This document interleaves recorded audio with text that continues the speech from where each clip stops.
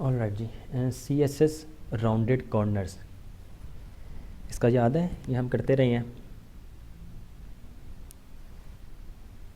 आपने कोई भी बॉर्डर एक बना दिया तो आप उसको, उसके कॉर्नर्स जो हैं वो राउंड भी कर सकते हैं। तो इसके लिए हमारे पास प्रॉपर्टी होती है बॉर्डर रेडियस के नाम से, जिसकी मदद से हम कॉर्नर्स जो हैं वो उसको राउंड कर सकते हैं।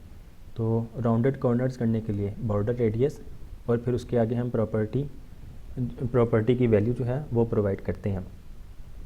अब इसमें राउंडेड कॉर्नर्स इस तरह, बैकग्राउंड कलर भी सेम दिया गया है।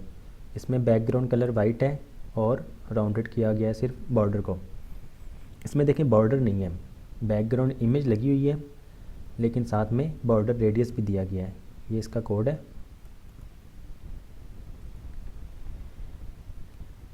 ये देखें जी, बॉर्डर रेडियस 25 पिक्सल्स, इन्होंने 25 पिक्सल किया है। अगर हम 5 पिक्सल्स करते हैं तो ये 5 पिक्सल्स राउंड होगा। बाय डिफ़ॉल्ट 0, बाय डिफ़ॉल्ट इस तरह ये एजेस बने होते हैं, नुक्करें बनी होती हैं। तो इन्होंने 25 पिक्सल्स किया था, लेट्स सपोज हम 50 पिक्सल्स कर देते हैं, तो 50 पिक्सल्स राउंडेड। अच्छा, इसमें देखें विथ जो है, with 200 pixels, height 150 pixels. Padding हम ख़त्म करते हैं फ़िलहाल, और हाइट भी जो है इसको हम 200 पिक्सल्स ही कर देते हैं। रन करते हैं, बॉर्डर रेडियस फ़िलहाल 0 करते हैं। तो आपके पास ये चीज़ आ गई। ऐसे ही है, यही चीज़ आनी चाहिए। आपके पास एक स्क्वायर बॉक्स आ गया है जिसकी विथ भी 200 पिक्सल्स एंड हाइट भी 200 पिक्सल। अगर आपने इसको सर्कल बनाना है, अगर आपने इसको सर्कल बनाना है तो आप क्या कर सकते हैं, बॉर्डर रेडियस 50%। रन करेंगे तो देखें अब ये सर्कल बन चुका है। तो बॉर्डर रेडियस की मदद से आप किसी भी एलिमेंट को इस तरह सर्कल भी बना सकते हैं। उसके बाद नीचे क्या हुआ है, नीचे भी 25 पिक्सल्स हैं, और लास्ट में क्या हुआ है कि बैकग्राउंड कलर की जगह बैकग्राउंड इमेज लगाई गई है, और बॉर्डर रेडियस जो है वो 25 पिक्सल्स दिया गया है। जी क्लियर है ये? ऑलराइट जी। बॉर्डर इमेजेस, अभी हमने क्या देखा था कि बॉर्डर को हम कलर दे सकते हैं, स्टाइल प्रोवाइड कर सकते हैं, ये सारी चीज़ें। बॉर्डर इमेजेस की मदद से आप इमेज भी लगा सकते हैं, बॉर्डर में इमेज भी लगा सकते हैं। अब जिस तरह एक ये इमेज है, ये इमेज है, इसको क्या किया गया है, यहाँ पर देखें बॉर्डर डॉट png, ये बॉर्डर है। इसको एज अ बॉर्डर अगर यूज़ करना है तो 10 पिक्सल्स सॉलिड ट्रांसपेरेंट किया गया है कि वो ट्रांसपेरेंट हो जाए, और इमेज लगा दी गई है बॉर्डर इमेज। तो आप बॉर्डर इमेज इस तरह फिर यूज़ कर सकते हैं। यही इमेज अब इस तरह वर्क करेगी बॉर्डर इमेज के ज़रिए। यहाँ पे मज़ीद ये देखें, ये क्या हो रहा है, ये राउंड हो रहा है और ये जो है स्ट्रेच हो रहा है। ये देखें URL border.png 30 and then stretch. तो बॉर्डर इमेज जो है property is actually a shorthand property for the border image source, border image slice, border image width, border image outside and border image repeat. Background repeat याद है आप लोगों को? Background repeat से क्या होता था कि आपने कोई भी इमेज लगाई है बैकग्राउंड, वो पूरे पेज पे रिपीट हो जाती थी, वर्टिकल भी और हॉरिजॉन्टल भी।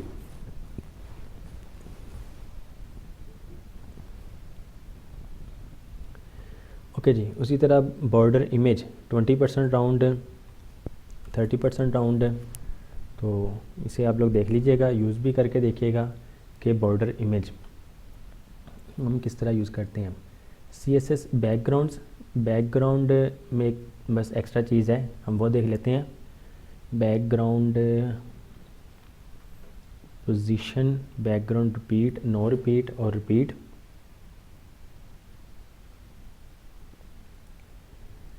बैकग्राउंड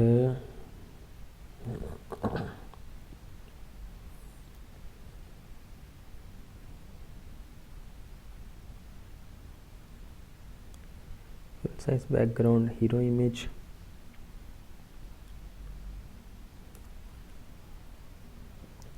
ओके जी। ये देखें अब इसमें क्या हो रहा है, ये चीज़ आपको अक्सर नज़र भी आती होगी वेबसाइट्स वगैरह में कि जो वेबसाइट बनी होती हैं प्रोफेशनल, उसमें ये चीज़ हो रही होती है। अब इसमें क्या हो रहा है, बॉडी को क्या कर दिया मार्जिन ज़ीरो, के मार्जिन ज़ीरो वो हो जाए, मार्जिन ख़त्म हो जाए।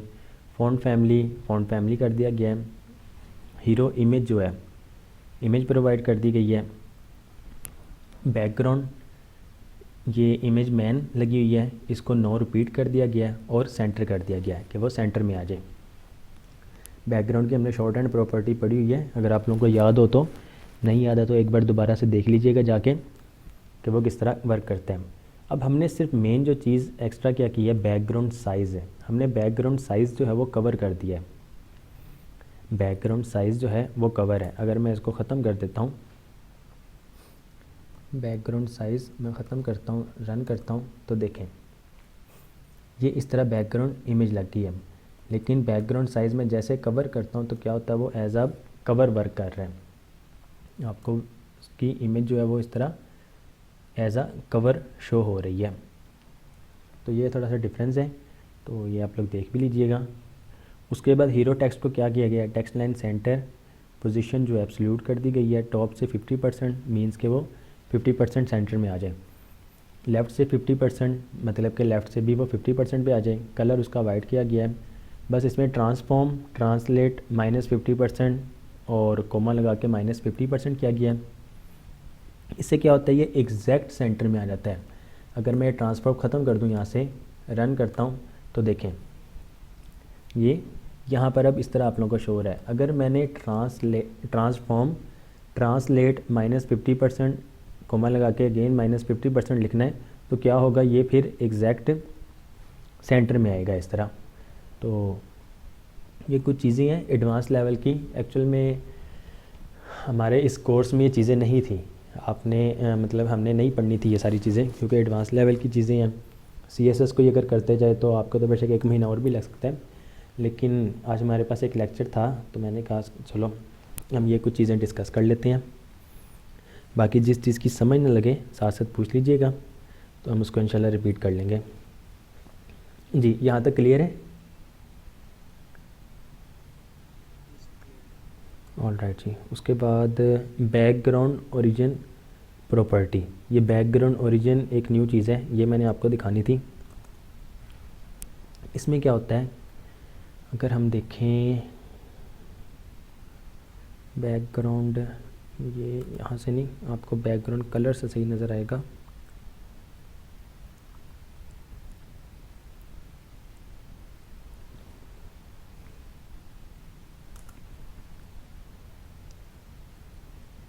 ओके जी, अब इसमें देखें आप ज़रा, border 10 pixels dotted black, padding जो है 35 पिक्सल्स। जैसे ही पैडिंग देंगे तो पैडिंग उसको 35 पिक्सल मिल जाएगी, top right bottom and left से।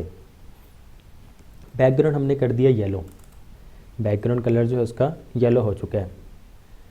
अब नेक्स्ट में देखें हमने क्या किया, एग्जाम्पल 2 में, ये हमारी एग्जाम्पल 2 है। बैकग्राउंड क्लिप बाय डिफ़ॉल्ट जो है बॉर्डर बॉक्स है। बैकग्राउंड क्लिप बाय डिफ़ॉल्ट जो है बॉर्डर बॉक्स है। तो यहाँ पर अब हम क्या कर रहे हैं, सेम चीज़ वही 10 pixel dotted black, padding 35 pixels, background yellow. Background clip हम क्या कर रहे हैं, पैडिंग बॉक्स। बैकग्राउंड क्लिप जो है हमने उसको पैडिंग बॉक्स कर दिया। तो अब देखें यहाँ पर हो क्या रहा है, अभी देखें बैकग्राउंड जो है आपको ये बिल्कुल बॉर्डर के साथ स्टार्ट नज़र आ रहा है, बॉर्डर के बैक पे भी बैकग्राउंड आ रहा है। लेकिन पैडिंग बॉक्स जब करते हैं तो आपके पास बॉर्डर के बाद जो एरिया आपको मिलता है जिसमें पैडिंग भी इंक्लूडेड है, इसमें पैडिंग भी इंक्लूडेड है, वो वाली चीज़ आपको साथ में मतलब कि बैकग्राउंड कलर उसमें भी आएगा। उसके बाद एक मज़ीद चीज़ आ जाती है बैकग्राउंड क्लिप कंटेंट बॉक्स है, कि बैकग्राउंड जो है वो वहाँ तक ही रहे जहाँ तक कंटेंट है बस। अब देखें पैडिंग भी नहीं और ये बॉर्डर भी नहीं, सबसे पहले बॉर्डर में भी आता है और पैडिंग के एरिया में भी और कंटेंट में भी। अगर हम कहते हैं कि बॉर्डर में ना पैडिंग से स्टार्ट हो तो बैकग्राउंड क्लिप पैडिंग बॉक्स कर देते हैं। इससे क्या होता है कि बॉर्डर पे बैकग्राउंड कलर नहीं आता है, पैडिंग एरिया से स्टार्ट होता है। अगर कंटेंट बॉक्स कर देते हैं तो बॉर्डर से भी नहीं और पैडिंग से भी नहीं, सिर्फ और सिर्फ कंटेंट एरिया से वो चीज़ आपकी स्टार्ट होगी, आपका बैकग्राउंड वहाँ से स्टार्ट होगा। जी क्लियर है?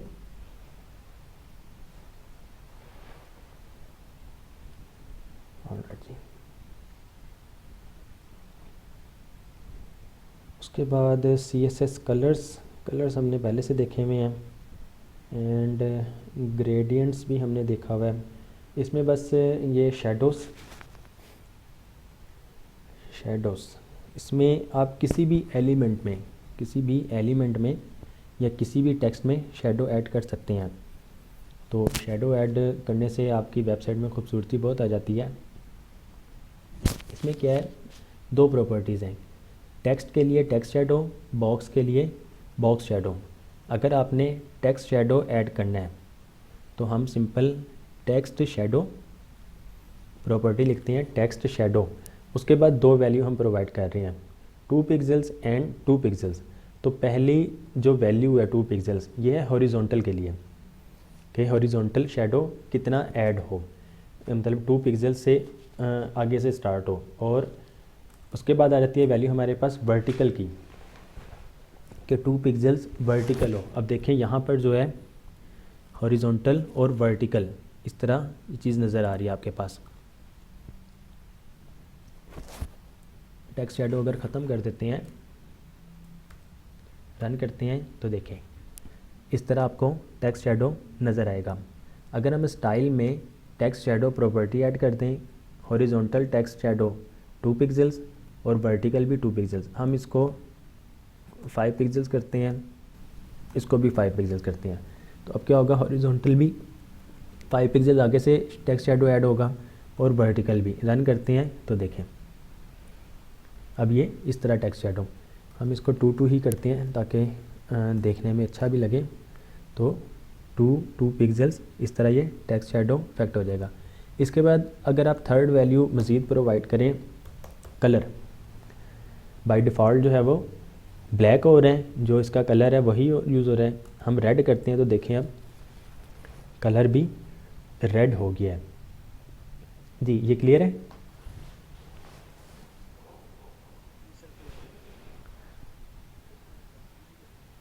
ओपेसिटी नहीं, हम इसमें ब्लर ऐड कर सकते हैं। ब्लर का ही मैंने बताना था, ब्लर कह लें या स्प्रेड कह लें। सबसे पहले हमारे पास ये वैल्यू जो है हॉरिजॉन्टल, देन नेक्स्ट वैल्यू है वर्टिकल। इसके बाद कलर से पहले मैं 5 पिक्सल इसको ब्लर कर देता हूँ, 5 पिक्सल्स में ब्लर कर देता हूँ या स्प्रेड कर देता हूँ। मैं रन करता हूँ तो अब देखें आपके पास ये टेक्स्ट शेडो अब इस तरह नज़र आ रहा है। ये रेड कलर ही है, रेड से आप इसको येलो कर दें बेशक तो वो येलो हो जाएगा। रन करेंगे तो अब देखें अब वो येलो हो गया। यहाँ पर हम इसको कर देते हैं ऑरेंज कर दें तो वो ऑरेंज हो जाएगा।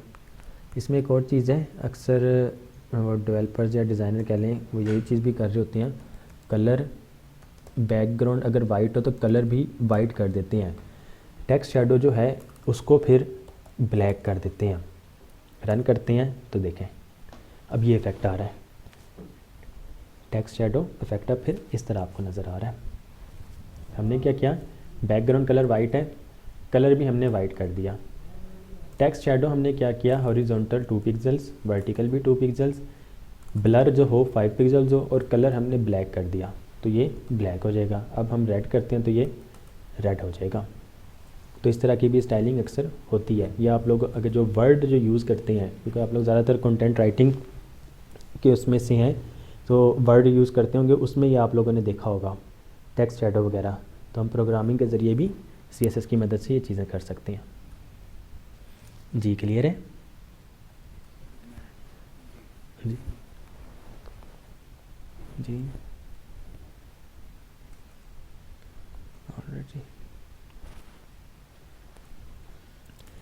जी क्लियर है यहाँ तक? ऑलराइट जी, उसके बाद टेक्स्ट शैडो बस यही है, बाकी ये सारी चीज़ें आप लोग देख लीजिएगा। मज़ीद हम किसी भी तरीके से बहुत सारी इस तरह टेक्स्ट शैडो यूज़ कर सकते हैं। बॉक्स शैडो में आते हैं। आप लोग किसी भी एलिमेंट में जिस तरह हम टेक्स्ट शैडो हॉरिजॉन्टल और वर्टिकल ऐड करते हैं, उसी तरह बॉक्स शैडो आप लोग ये यूज़ कर सकते हैं। तो ये बॉक्स शैडो मैं जो आपको चीज़ दिखाना चाह रहा हूँ, ये देखें, ये इस तरह के फिर cards, try it text card, try it image, हम टेक्स्ट में आते हैं। अब ये देखें, ये कौन सा कार्ड किस तरह का बना हुआ है, ये कार्ड कौन सा है, ये आपको वैसे चीज़ नज़र क्या आ रही है, वन क्या है जी, ये कैलेंडर का कार्ड है। ये वन जो है डेट है, जनवरी 1 2021 इसकी डेट मिली हुई है। ये इसका बॉक्स शैडो, टेक्स्ट के लिए हम टेक्स्ट शैडो यूज़ करते हैं। अगर आपने किसी और एलिमेंट में यूज़ करना है तो फिर बॉक्स शैडो हमारे पास प्रॉपर्टी है। तो बॉक्स शैडो के लिए फिर आप लोग इस तरह कोड लिख रहे होते हैं। ये एक चीज़ है, इसमें ना एक और वेबसाइट है CSS बॉक्स शैडोज़, आपके पास एक ये वेबसाइट है, ये मैं शेयर भी कर लूँगा आप लोगों से।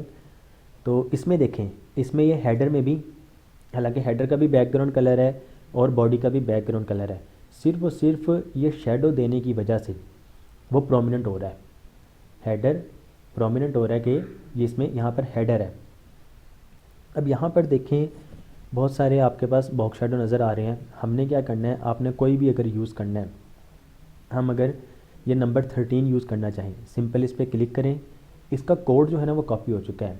अब हम यहाँ पर आते हैं अपनी वेबसाइट में और यहाँ पर आके हम सिर्फ और सिर्फ पेस्ट कर देंगे। हमने बॉक्स शैडो पेस्ट किया, इसको हम स्किप कर देते हैं, इसको हमने ख़त्म कर दिया। अब अगर रन करते हैं तो देखें आपके पास इस तरह का ये बॉक्स शैडो आ गया। तो ये है 93 बॉक्स शैडोज़ हैं इसमें, तो काफ़ी प्यारे प्यारे हैं। तो इसमें से आप देख सकते हैं, यूज़ कर सकते हैं, जो भी आपको चीज़ अच्छी लगे आप उसको यूज़ कर सकते होंगे। सिंपल कोड कॉपी करें और वहाँ पे जाके पेस्ट कर दें जिस भी बॉक्स में लगाना है। जी क्लियर है ये?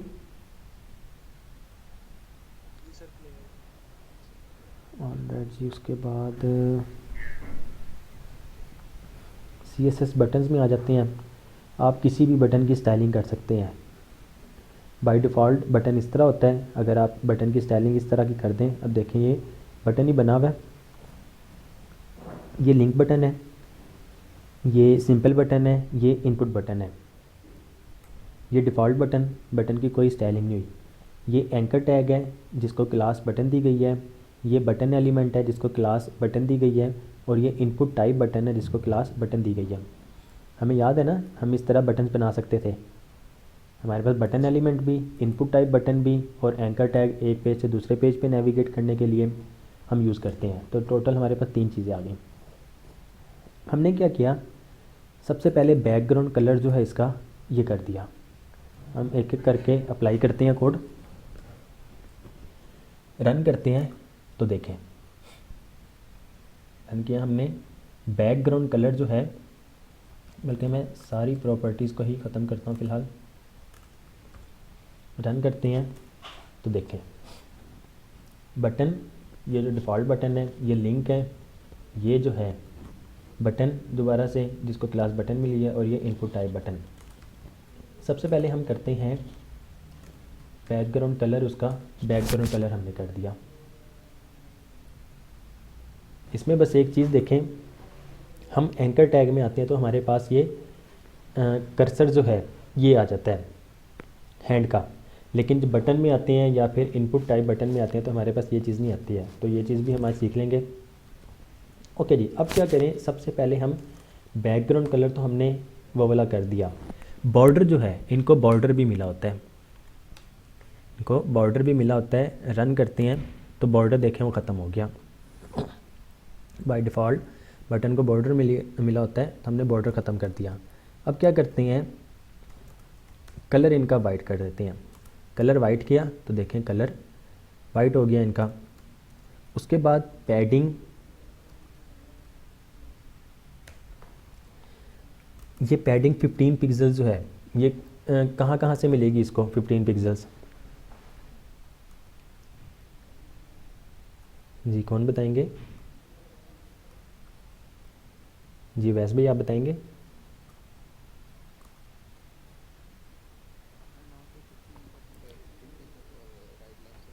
जी टॉप और बॉटम से आपको 15 पिक्सल्स, राइट और लेफ़्ट से आपको 32 पिक्सल मिलेगी। रन करते हैं तो देखें आपके पास पैडिंग आ गई, लेकिन अभी देखें आपके पास थोड़ी सी स्पेसिंग में डिफरेंस है। चीज़ हमने वही की है, बस क्या है इसमें थोड़ी सी स्पेसिंग या इसकी हाइट जो है थोड़ी सी ज़्यादा है। अब हम क्या करते हैं, हम टेक्स्ट अलाइन सेंटर करते हैं सबसे पहले। बाय डिफ़ॉल्ट ये टेक्स्ट लाइन सेंटर ही रहेगा क्योंकि हमने सिर्फ और सिर्फ पैडिंग दी है, हमने विथ नहीं इंक्रीज़ की है। तो अब हम करते हैं text decoration none. Text decoration none से क्या होगा जी, ये लिंक जो है अंडरलाइन ये रिमूव हो जाएगा। रन करते हैं तो वो रिमूव हो गया। अब हम करते हैं display inline block. Display inline block, इसमें ये जितने भी ये सारे के सारे इनलाइन एलिमेंट हैं, बटन भी, लिंक भी, और ये जो है इनपुट टाइप बटन ये भी इनलाइन एलिमेंट है।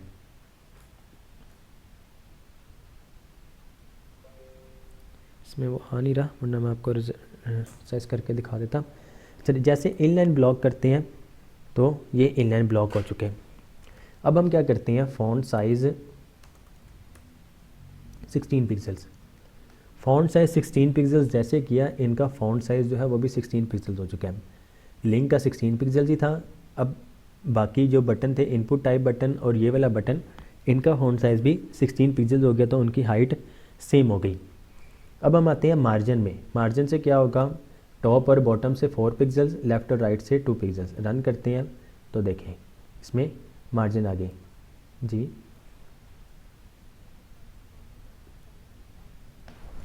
जी एक मिनट, सर ने रिक्वेस्ट नहीं की हुई, उनकी भी रिक्वेस्ट नहीं आई अभी तक।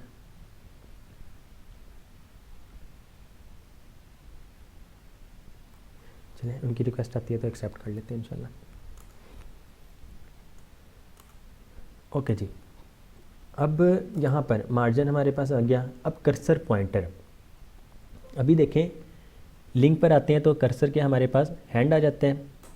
इस बटन पे आते हैं, कर्सर हमारे पास एरो ही है।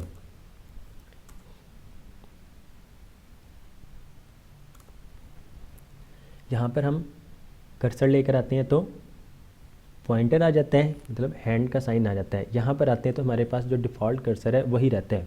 इनपुट टाइप बटन में भी आते हैं तो तब भी कर्सर हमारे पास डिफ़ॉल्ट ही रहता है। लेकिन हम चाहते हैं कि जितने भी हैं, फॉर एग्ज़ाम्पल हमारे पास ये एंकर टैग जिसको क्लास बटन दी गई है, इनपुट क्लास बटन दी गई है, और एंकर टैग को भी क्लास बटन दी गई है। हम चाहते हैं कि सारों में ही कर्सर पॉइंटर आए, तो हमने क्या किया, कर्सर प्रॉपर्टी यूज़ करके उसकी वैल्यू पॉइंटर रख दिया। रन करते हैं तो अब देखिएगा यहाँ पर कर्सर पॉइंटर, यहाँ पर भी कर्सर पॉइंटर और यहाँ पर भी कर्सर पॉइंटर। तो ये हमारे पास ये बटन की स्टाइलिंग हुई है। ये डिफ़ॉल्ट बटन है और ये CSS की मदद से हमने उसका कलर चेंज कर दिया। जी क्लियर है?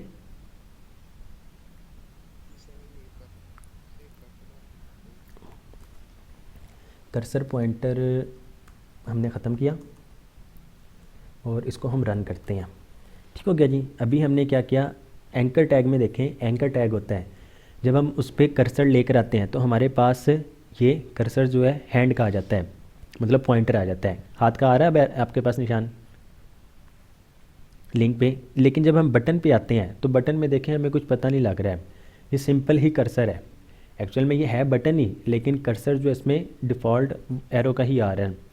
इस पर भी आते हैं इनपुट टाइप बटन पे, इस पर भी वही चीज़ आ रही है।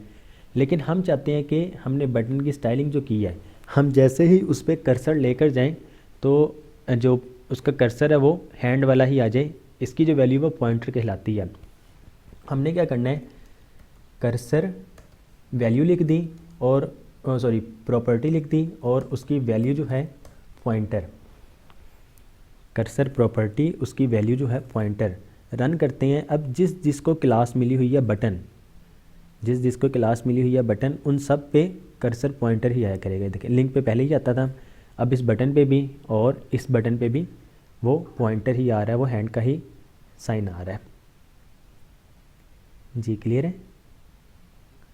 ऑलराइट जी। अच्छा, इसमें हम एक और चीज़ कर सकते हैं। अभी देखें, सिर्फ और सिर्फ मतलब वो एरो कर्सर लेकर आते हैं तो उसका जो साइन है वो पॉइंटर हो जाता है, हैंड का आ जाता है।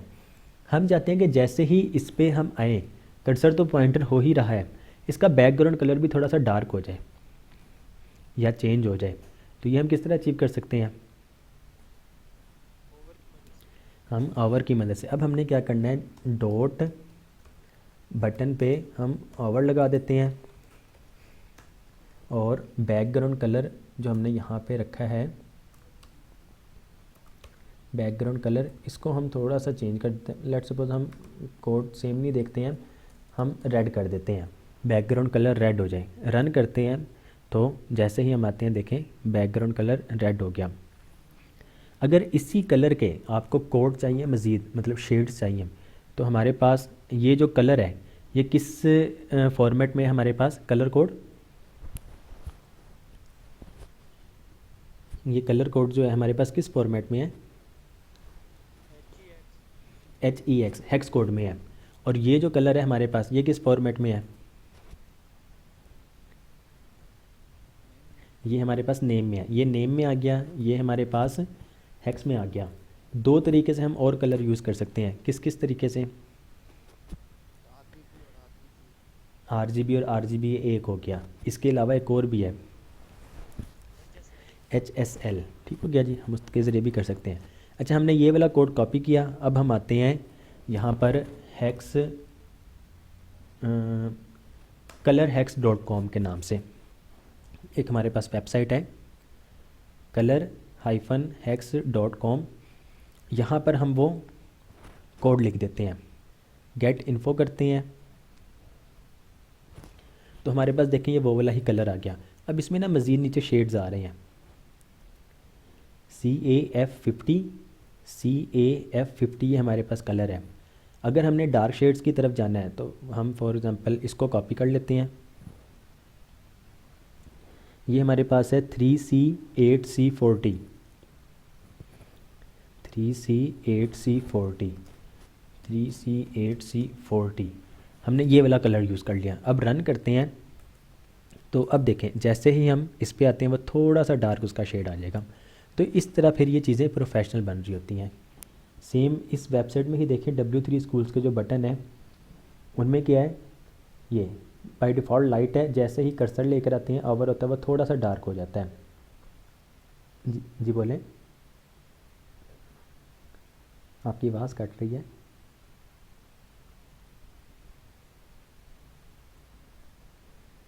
जी मोहम्मद अनस, आपकी आवाज़ कट रही है, समझ नहीं आ रही।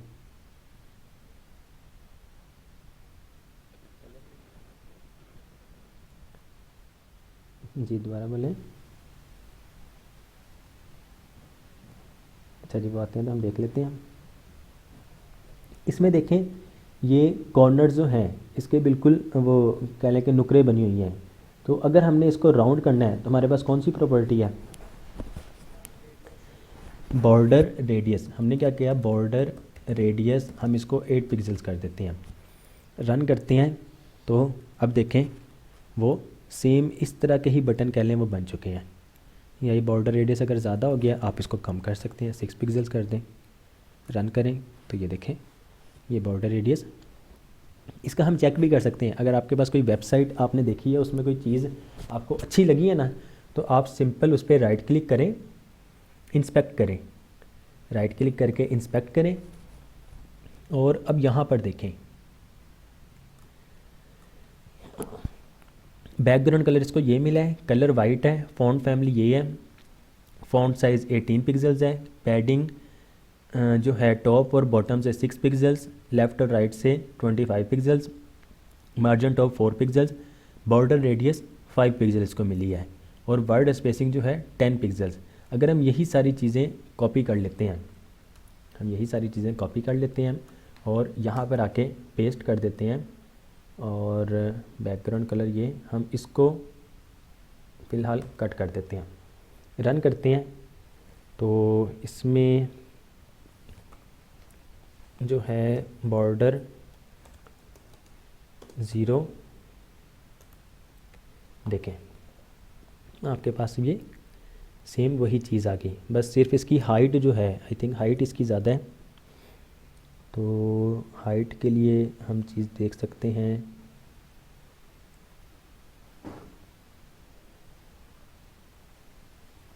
हम इसकी ही हाइट भी इंक्रीज़ कर सकते हैं। पैडिंग 6 पिक्सल्स टॉप बॉटम से है, आप इसको 12 पिक्सल्स कर दें, रन करें तो इस तरह भी हो जाएगा। इसका अगर लिंक वो रिमूव करना है तो टेक्स्ट डेकोरेशन नन, रन करते हैं तो टेक्स्ट डेकोरेशन वो नन हो जाएगा। जी क्लियर है? किसी भी वेबसाइट में कर सकते हैं, किसी भी वेबसाइट में उसके किसी भी एलिमेंट की स्टाइलिंग देखनी है आप वो देख सकते हैं।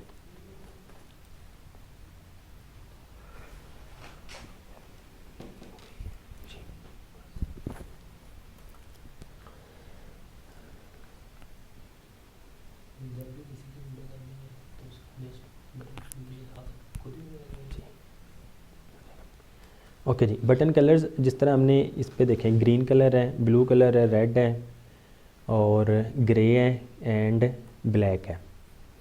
तो हम इस तरह भी ये सिर्फ कलर चेंज करके वो सारी चीज़ें कर सकते हैं। Background font sizes 10 pixels, 12, 16, 20, 24 pixels, depend करता है कि आप क्या चीज़ यूज़ कर रहे हैं। पैडिंग की मदद से भी उसकी वो साइजिंग जो है वो चेंज हो सकती है। इसमें टॉप और बॉटम 32 पिक्सल्स, लेफ़्ट और राइट से 16 पिक्सल्स मिली हुई है। इसमें चारों तरफ से 16 पिक्सल्स मिली हुई है। राउंडेड करना है, अभी हमने राउंडेड करना सीख लिया था कि बॉर्डर रेडियस जो है वो 50% कर दें, लेकिन बॉर्डर रेडियस 50% तब सही एक्चुअल में काम करेगा जब वो बटन जो है स्क्वायर में हो। वो बटन जो है स्क्वायर में हो, तो बटन अगर स्क्वायर में लेकर आना है तो उसकी विड्थ और हाइट सेम होनी चाहिए, उसकी विड्थ और हाइट सेम होनी चाहिए। अगर आपने किसी भी एलिमेंट या किसी बटन को ही यहाँ हम डिव को करके देख लेते हैं। डिव इसको हम क्लास दे देते हैं बॉक्स की। स्टाइल में आके हम यहाँ पर बॉक्स को टारगेट करते हैं, इसकी हाइट 100 पिक्सल्स, विड्थ जो है 100 पिक्सल्स, बैकग्राउंड जो है बैकग्राउंड कलर इसको जो यहाँ पर मिला हुआ हम वही यूज़ कर लेते हैं। बैकग्राउंड ये रन करते हैं तो देखें आपके पास एक स्क्वायर बॉक्स आ गया। अब अगर हमने इसको बॉर्डर रेडियस 50% कर दें तो क्या होगा, ये सर्कल बन जाएगा। रन करते हैं तो देखें ये सर्कल बन गया। तो इस तरह हम किसी भी एलिमेंट को सर्कल भी बना सकते हैं। जी क्लियर है? जी किसी का कोई सवाल हो?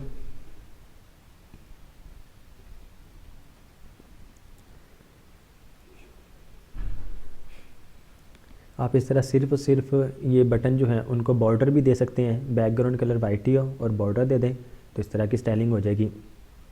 ओवरेबल बटन आप ये चीज़ भी कर सकते हैं कि बैकग्राउंड कलर पहले दे दें, जैसे ही ओवर हो तो क्या हो जाए, उसका बैकग्राउंड कलर जो है क्या हो जाए,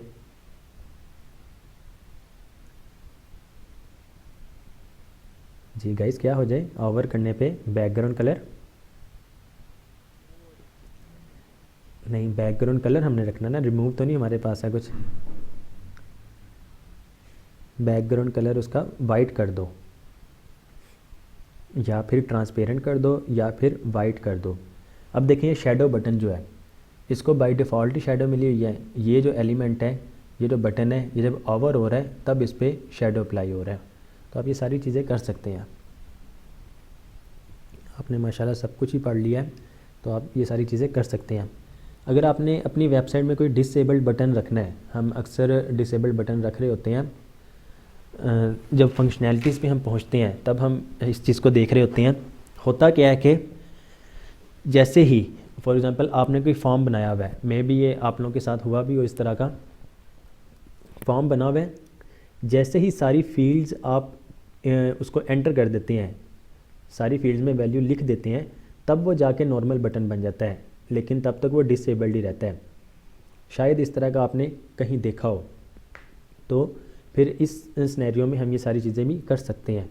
डिसेबल्ड के लिए क्या है, सिर्फ और सिर्फ क्लास एक डिसेबल्ड बनाई हुई है, बटन की स्टाइलिंग वही की हुई है, और साथ में डिसेबल्ड उसको क्लास एक मज़ीद ऐड कर देते हैं। उसकी ओपेसिटी 0.6 की हुई है कि 60% कलर नज़र आए। और कर्सर देखें, नॉट अलाउड, कर्सर जो है नॉट अलाउड, अभी देखें कर्सर इसका नॉट अलाउड का आ रहा है। इसमें कर्सर पॉइंटर करने से हैंड वाला कर्सर आता है, और नॉट अलाउड करने से ये नॉट अलाउड आ जाएगा। जी क्लियर है? ओके जी। बटन की विथ 250 पिक्सल्स, 50%, 100%, ये आप लोगों पर डिपेंड करता है। बटन ग्रुप्स, बटन्स के ग्रुप बनाने हैं तो बटन सारे बना लें, उनको फ्लोट लेफ़्ट कर दें तो वो लेफ़्ट की तरफ फ्लोट करना स्टार्ट हो जाएंगे। सिर्फ और सिर्फ बॉर्डर जो है, बॉर्डर देना है तो बटन्स पे सारी स्टाइलिंग अप्लाई करके रखें, बटन को बॉर्डर दे दें 1 पिक्सल सॉलिड ग्रीन, तो वो फिर 1 पिक्सल उनको बॉर्डर मिल जाएगा। वर्टिकल बनाने हैं, उनको डिस्प्ले ब्लॉक कर दें और फ्लोट लेफ़्ट ख़त्म कर दें, फ्लोट लेफ़्ट की जगह डिस्प्ले ब्लॉक कर दें, तो क्या होगा, वो फिर वर्टिकली जो है इस तरह बटन के ग्रुप बन जाएंगे। अच्छा, ये सारी चीज़ें जो है ना, अभी तो आप लोग यानी कि सिर्फ बनाना सीख रहे हैं, ये सारी की सारी चीज़ें जब हम नेक्स्ट लेक्चर पढ़ेंगे इंशाल्लाह मंडे को, तो उसमें ये चीज़ें बनी बनाई आपके पास आ जाएंगी। बूटस्ट्रैप में यही चीज़ होगी कि बनी बनाई चीज़ आपके पास आ जाएगी इंशाल्लाह। तो सिर्फ और सिर्फ आप कोड करेंगे, क्या होगा, वो बटन की जो भी स्टाइलिंग होगी वो आपके पास आ जाया करेगी। मकसद सिर्फ यही है कि बूटस्ट्रैप करने से पहले ये सारी चीज़ें कराना। आपको एक्चुअल में पता तो होना कि उस कोड जो आप कॉपी कर रहे हैं उसका मकसद क्या है, और उस पर वर्क किस तरह हो रहा है, उस पर क्या कोडिंग हुई हुई है। कोड कॉपी करके आप पेस्ट तो कर देंगे, वो वर्क भी करेगा, लेकिन आपको उसको बैक से ही नहीं पता होगा कि भाई ये काम कर किस तरह रहा है। या फिर अगर आपने उसमें कस्टमाइजेशन करनी है तो कस्टमाइजेशन कैसे करेंगे जब आपको पता ही नहीं होगा कि वो चीज़ बनी किस तरह है। तो इस वजह से ये मकसद होता है आपको स्क्रैच से चीज़ें सिखाना। हमने HTML भी स्क्रैच से की है अल्हम्दुलिल्लाह, CSS भी कर लिया है, तो अब नेक्स्ट जो है वो हम बूटस्ट्रैप करेंगे। उसके बाद ओवर करने पे आपके पास देखें एक एरो जो है वो शो हो जाता है, तो इसका कोड देख लीजिएगा, आपको पता लग जाएगा। क्लिक करने पे वो क्या हो रहा है, प्रेस्ड आपको नज़र आ रहा है। तो ये सारी चीज़ें भी हम कर सकते हैं। फेड इन, फेड आउट, इसमें क्या हो रहा है, सिर्फ और सिर्फ ओपेसिटी लगी हुई है। रिपल इफेक्ट ऑन क्लिक, तो ये देखें ये रिपल इफेक्ट इस तरह आ रहा है। तो ये CSS की मदद से आप सारी चीज़ें कर सकते हैं। बस ये एडवांस फेड इन, ये ओपेसिटी है बस सिंपल। जी, ये बटन है, एक बटन की स्टाइलिंग की गई है, उसमें क्या किया गया है, ओपेसिटी जो है 0.6 रखी गई है। ओपेसिटी बाय डिफ़ॉल्ट 0.6 रखी गई है। जैसे ही हम ओवर करते हैं इस बटन पे, उसकी ओपेसिटी हम 1 कर देते हैं। ये देखें बाय डिफ़ॉल्ट 0.6, जैसे ही हम बटन पे ओवर करते हैं, माउस का कर्सर लेकर आते हैं, तो वो उसकी ओपेसिटी 1 हो जाती है। जी क्लियर है?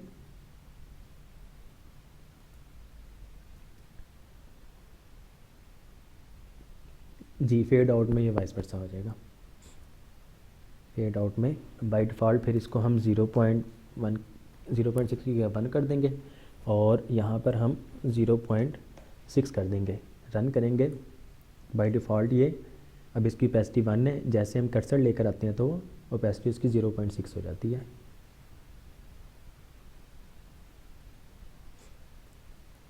जी क्लियर है?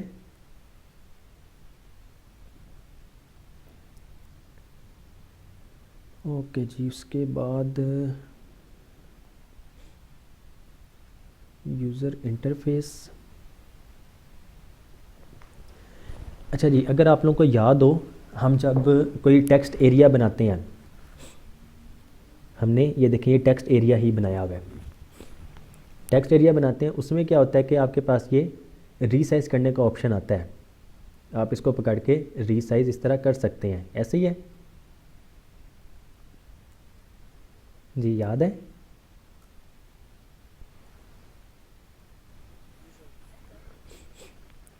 ओके जी, अब यहाँ पर हमारे पास एक ऑप्शन आता है रीसाइज़ नन करने का। आप चाहते हैं कि रीसाइज़ ना हो, वो रीसाइज़ ना हो, तो अब देखिए यहाँ पे दो टेक्स्ट एरिया लिए गए हैं।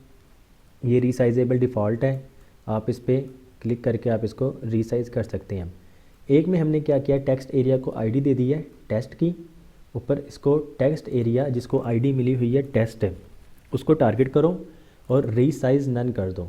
तो रीसाइज़ नन करने से क्या होगा, यहाँ पर रीसाइज़ जो है वो फिर नन का ऑप्शन, मतलब जो रीसाइज़ करने का ऑप्शन है वो ख़त्म हो जाएगा। आप इसको रीसाइज़ नहीं कर सकते होंगे। आप इसकी विथ और हाइट सेट कर सकते हैं। विथ इसकी 50% कर दें और हाइट जो है इसकी आप लेट्स सपोज 300 पिक्सल्स कर दें, तो ये फिर 300 ज़्यादा हो गया है, हम इसको 100 कर देते हैं, रन करते हैं तो देखें अब ये जो है सिर्फ और सिर्फ इस साइज़ में ही रहेगा, ये रीसाइज़ नहीं हो सकेगा।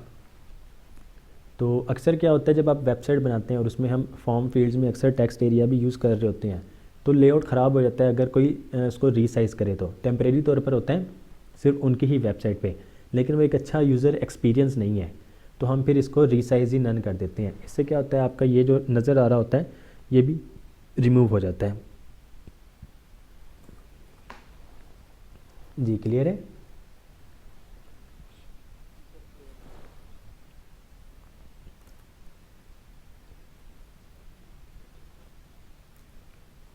अच्छा जी, अच्छा मैं ना एक चीज़ आप लोगों को दिखाना चाह रहा था, वो यूज़र सेलेक्ट।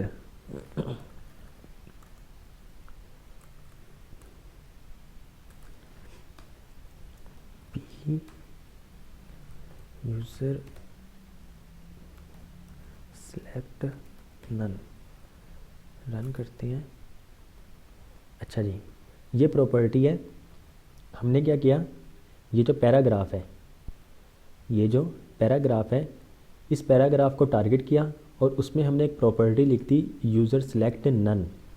अब क्या होगा, जिस तरह हम ये टेक्स्ट वगैरह को सिलेक्ट कर लेते हैं, आपकी वेबसाइट में ये जो टेक्स्ट है अब ये सिलेक्ट नहीं होगा, ये अब टेक्स्ट जो है ये सिलेक्ट नहीं होगा। तो आप ये सारी चीज़ें भी कर सकते हैं। ये जो मैंने चीज़ देखी थी ना, एक मतलब कि कह लें कि दुनिया की टॉप लेवल वो कंपनी है सिस्को, दुनिया की नंबर 1 कंपनी है, उनके एग्ज़ाम सिस्टम में ये वाली प्रॉपर्टी यूज़ हुई हुई थी, क्योंकि उनका एग्ज़ाम था MCQs बेस्ड है। अक्सर होता क्या है कि वो कोड को, मतलब टेक्स्ट को कॉपी करते हैं और नेक्स्ट ब्राउज़र में जाके पेस्ट करके उसका रिज़ल्ट देख लेते हैं। तो जब आप यूज़र सेलेक्ट ही नन कर देंगे, वो उसको सेलेक्ट ही नहीं कर सकते होंगे और टाइप करने का इतना किसी के पास टाइम होगा नहीं, तो इस तरह वो फिर एग्ज़ाम सिस्टम में आप ये सारी चीज़ें भी कर सकते होंगे, तो कोई सिलेक्ट ही ना कर सके। जी क्लियर है, समझ लगी इस बात की? ओके जी।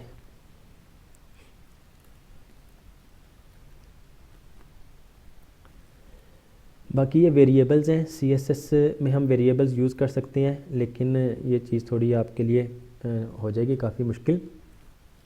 हम जब SCSS करेंगे, CSS है उसी के साथ SCSS, तो हम SCSS पे ये वेरिएबल्स यूज़ करेंगे।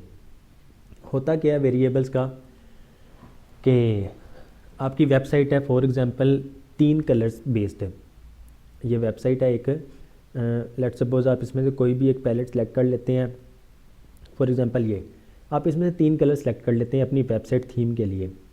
अब ये कलर जो है आपने ये 3 कलर ही यूज़ करने हैं पूरी वेबसाइट में, ये 3 कलर ही आप अपनी वेबसाइट में अगर CSS की मदद से करें विदाउट वेरिएबल, कलर आपने जहाँ जहाँ यूज़ करना होगा आप हेक्स कोड की मदद से वो कलर इंसर्ट कर रहे होंगे, ऐसे ही है।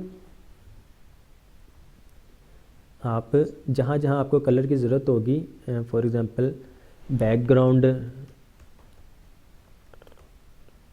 कलर जो है, लेट्स सपोज हैशटैग उसका जो भी बनता है, हम इसमें से ये कॉपी करते हैं और यहाँ पर आके पेस्ट कर देते हैं, रन करते हैं। तो देखें ये आपके पास एक बैकग्राउंड कलर, ये आपका प्राइमरी थीम कलर है। अब ये कलर आप अपनी वेबसाइट में लेट्स सपोज 1000 जगह यूज़ करते हैं, तो आप 1000 बार इसको लिख रहे होंगे, ऐसे ही है। लेकिन कुछ 6 महीने के बाद आपकी वेबसाइट आपकी पर्सनल है या फिर किसी क्लाइंट की है, वो कहता है कि यार मैंने ना थीम चेंज करना है अपनी वेबसाइट का।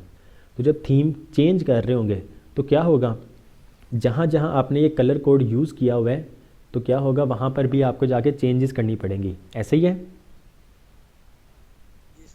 तो हम क्या करते हैं, वेरिएबल्स की मदद से जब हम SCSS में जाएंगे, हम अपने टॉप पे जाके, कहीं पे भी टॉप पे जाके हम वेरिएबल डिफ़ाइन कर देते हैं।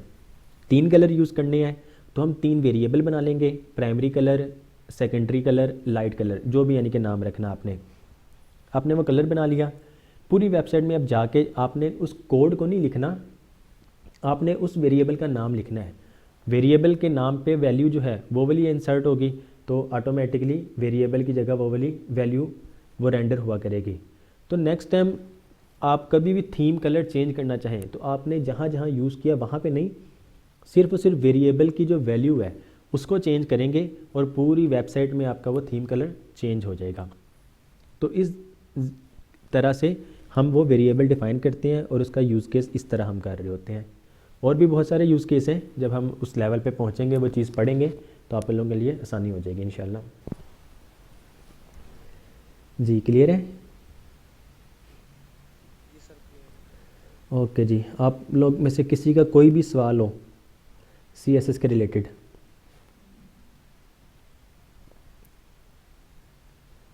CSS के रिलेटेड कोई भी सवाल हो आप लोगों का तो पूछ सकते हैं। अल्हम्दुलिल्लाह आप लोगों की CSS भी कंप्लीट हो चुकी है, सिर्फ और सिर्फ CSS का फ्रेमवर्क रह गया आप लोगों का।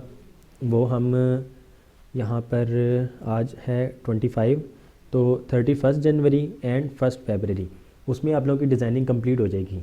और फिर उस दिन ही आप लोग, बल्कि आज मैं जाके आप लोगों को एक असाइनमेंट भी देता हूँ CSS की ही, आप लोग उसको करें। एंड देन नेक्स्ट वीक में आपको एक मज़ीद असाइनमेंट मिल जाएगी जो रिस्पॉन्सिव वेबसाइट डिज़ाइन करने के लिए, आप लोग फिर उसको करेंगे। आज भी रिस्पॉन्सिव आप बना सकते हैं क्योंकि हमने कल वो पढ़ लिया है, लेकिन जब हम बूटस्ट्रैप पे करेंगे उसके लिए उसमें और भी आसानी हो जाएगी।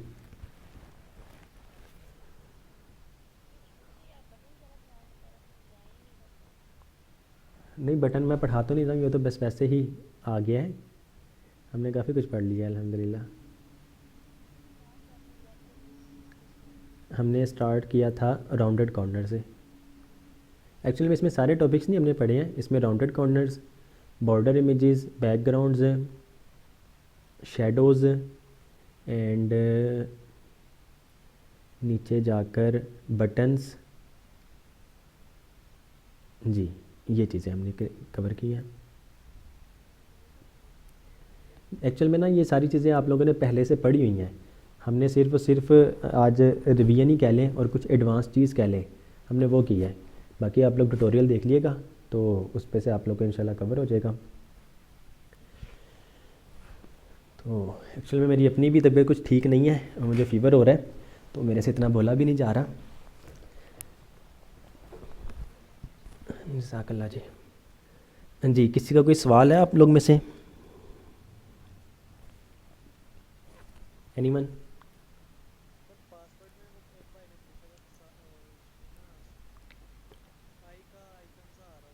जी वो हम जब बूटस्ट्रैप पढ़ेंगे नेक्स्ट लेक्चर में ना, उसमें वो चीज़ आ जाएगी और आई के आइकन पे क्लिक करने पे आपको टेक्स्ट शो हो जाता है जो भी पासवर्ड लिखा हो आपने, तो वो फिर हम जावास्क्रिप्ट की मदद से कर रहे होते हैं।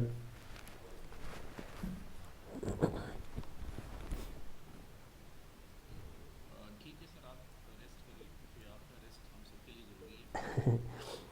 इस चीज़ का आइडिया नहीं मुझे रेफरेंस रिलेटेड क्या आपके सॉफ्ट्स क्या।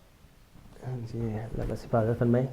मेरा पहले था कि क्लास में मतलब माजरत कर लूँ आज, फिर मैंने कहा कि कोई नहीं, कुछ टॉपिक्स ही हैं, हम उसको कवर कर लेंगे इंशाल्लाह जल्दी। तो उसके बाद इंशाल्लाह फिर नेक्स्ट। नहीं नहीं, नहीं नहीं, हम इनका आँखों, हमारे सर आँखों पर है। इसी वजह से हम कहते हैं कि पढ़ा दिया करें। एक्चुअली में ना इनको मैंने असाइनमेंट देनी थी आज, तो वो असाइनमेंट के लिए कुछ टॉपिक्स लाजमी थे, तो इस वजह से भी मैंने कहा कि चलो। जज़ाकल्लाह जी। किसी का कोई सवाल है तो काइंडली आप लोग पूछ सकते हैं, नहीं तो फिर हम इसको वाइंड अप कर देते हैं आज। तो इंशाल्लाह मंडे को जो है आप लोगों को असाइनमेंट आज ही मिल जाएगी, और मंडे को जो है हम इंशाल्लाह बूटस्ट्रैप स्टार्ट करेंगे। 2 दिन का वो सेशन होगा, एक में हम थ्योरी कर रहे होंगे, साथ साथ कुछ प्रैक्टिकल करेंगे, और नेक्स्ट जो होगा ट्यूसडे, मींस के नेक्स्ट मंडे के बाद ट्यूसडे जो क्लास होगी उसमें हम एक full fledge responsive website design करेंगे इंशाल्लाह। तो जो डिज़ाइन करेंगे वही आप लोगों की वेबसाइट असाइनमेंट भी होगी, और उसके नेक्स्ट वीक मींस के 1 फरवरी के बाद जो भी मंडे आता है आप लोगों का, I think 5th 6th 7th बनता है, 7th फेब, उसमें से हम इंशाल्लाह फिर जावास्क्रिप्ट स्टार्ट करेंगे। तो आप सबसे बहुत ज़्यादा रिक्वेस्ट है कि काइंडली टाइम दें और टाइम दें इस चीज़ को, क्योंकि आगे चीज़ें मुश्किल होती जाएंगी, आसान नहीं होगी। तो जितना टाइम देंगे उतना ही कम है। तो अल्लाह आपको जज़ाए खैर भी दे, अल्लाह आप लोगों को कामयाब करे, हमारी कोशिश है। मैं यहाँ पर भी स्टूडेंट्स को अक्सर कहता हूँ कि मेरे पास तो खुद इतना टाइम नहीं है कि मैं प्रोजेक्ट्स वगैरह इतने ज़्यादा हैंडल करूँ। सर इस टाइम भी मैं बल्कि स्टूडेंट्स को भी बताना चाहता हूँ, ये मैं 1 मिनट रिकॉर्डिंग ख़त्म कर दूँ।